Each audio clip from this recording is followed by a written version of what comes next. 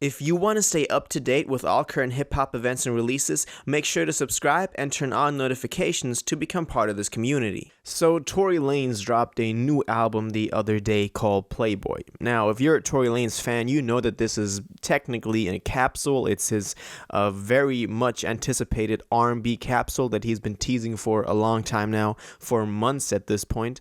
I still remember him posting like snippets on social media and just announcing this R&B capsule and dropping it. He dropped 2 capsules before that. We had the VVS capsule as kind of like a first teaser, and then we also had the Loner capsule, which dropped in December, I believe, which was also really good and did pretty well for it, being an independent release. And now we got this R&B capsule called PLAYBOY.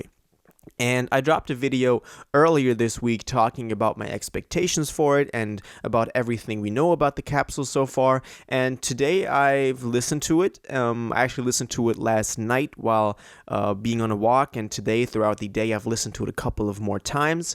And now I want to give my review on it. Now, this project comes with 12 tracks, so 1 less than we had originally anticipated. And on here are some of the snippets that he posted on social media over the past couple of weeks and months of announcing this, but also not as many snippets and leaks as I thought there would be, judging from, the unofficial Genius track list we had before it dropped and just from all the hype surrounding it. Now, one thing I also want to mention is that there was this whole situation surrounding the release of this project where Spotify specifically, but also other streaming platforms, didn't playlist the songs off of this record. And Tory actually called them out on social media for this, saying that, Spotify, I'm a independent black man just, doing his business, because if you don't know, Tory Lanez went independent a while back last year, founding his own umbrella label and creative collective, and he's been publishing music under that name ever since, and he's been actually pretty successful doing so. Not having to split his royalties and money with any label or whatsoever. He has his own artist that he's kind of watching over, and this release was, of course, also released under one umbrella records. And now streaming platforms are not recognizing his effort. He used to get playlisted a lot, but this record received no playlisting. But of course, independently organized playlists had some tracks on there as well, so he's getting the exposure that he deserves. But anyway, getting into the music. This project from top to bottom is about a breakup. So, and one thing I have to mention before I want to get into like individual tracks is, but that I also want to, come back to afterwards, is that this record, the things he's talking about, this is so toxic, but in a good way, in a really good way. So we start off with this girl kind of breaking up with him and leaving him for another guy. And even on the first track called, and this is just the intro, he's talking about how this new guy that his girl has is better than him and makes more money than him and all that, and he feels kind of embarrassed for all the times he was flexing and bragging and all that. And this theme kind of, this theme is followed throughout the album. We have kind of a story twist on like tracks like The Makeup, where his girl then comes back to him to make up with him and then later leaves him again for it. On YDLR, which stands for Y'all Don't Look Right, he's talking about how his girl doesn't look right together with her new man, and in the end he's just kind of like wanting her to not walk away on Don't Walk Away. And that's kind of the theme of the album. That's what the whole record is about. But it's very toxic, like the relationship he's talking about, but that is in a really good way. It's really interesting to listen to. It expresses a lot of emotions that maybe a lot of listeners also feel in their personal lives, and that's why I think, it's very relatable in a way, because he's talking about a lot of stuff that many people wouldn't say out loud, but that many people are thinking in relationships and whatever situations that they're in their lives, and that's why it's very human in a way. I also think, or I also remember that one line on here, I think it was on the last track, Don't Walk Away, was that he's saying, "Oh, I just want you to be happy, but I only say that because that's a mature thing to say," and stuff like this, where it's just like, yeah, that's kind of like how we're all feeling. So I like that. I like that very human aspect that he's taking to this relationship, to the story of the record.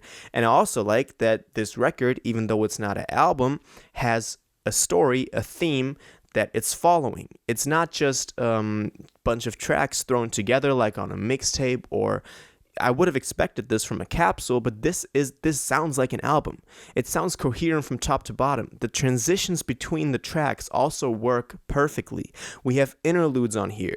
We have two tracks in one track, basically, with all the extravagant and nunchucks, or her and Are You Dumb, or the last one with One Last Heartbreak, where he's taking a very cool reference to Kanye's Welcome to Heartbreak, which I really liked. So this is an album. This really feels like a project, an album from top to bottom, and I like that. You know that I like that. I'm a very big fan of coherent albums that tell a story from top to bottom and that you can listen to from top to bottom. Now, the musical side of things, this is very R&B. Of course, he said that before, but this is the Tory that I like.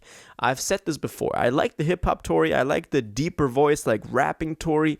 He can go very aggressive and very hard on a lot of beats, but I also really like his very kind of high-pitched singing voice.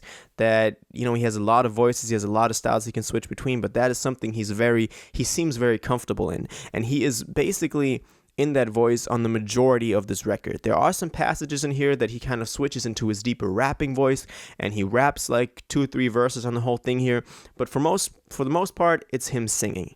And that is really, Tory is in his bag on this album when it comes to the vocals, when it comes to the way he approaches the instrumentals with the cadences and melodies and flows he uses on here. This is incredible. This is Tory Lanez at his finest and at what he does best. What's also interesting to mention is that a lot of these instrumentals are just basically a chord progression and some like very reverby, eerie vibes that are created with the mix, but that don't necessarily have like kicks or at least or drums at all on them, which I think really add to that feeling of this whole eeriness of the very distant R&B vibe, and it conveys that feeling perfectly. And that's also something I like very much about this record. We have one feature on here, which was also the lead single that was released, I think, on February 19th, so 2 weeks before the release of this project, which was Feels featuring Chris Brown. I didn't like it as much. I thought it was a very basic song. I thought it was basically, when you hear Tory Lanez featuring Chris Brown, that was exactly what this track was. It was nothing special. Also, to me, it's the track that stands out the least from the whole project. Every other track kind of has its own personality, has its own kind of vibe that Tory is conveying, but this one just felt like it's just a placeholder. It's just there to fill in, to have some sort of high-profile artist featured on here, which maybe is a good business move, but I don't think it adds anything to the record. I love his throwbacks and references to like 90s R&B, with also the production with certain ad-libs and certain production elements that he uses, like on Lady of Neptune or Deceiving Eye, that really, throwback and give this whole vibe.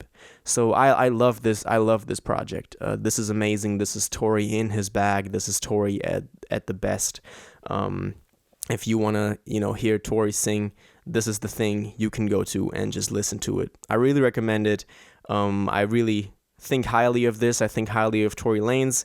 And I love this record. Let me know how you feel about it in the comments down below. Let's have a discussion, and I'll see you guys in the next one.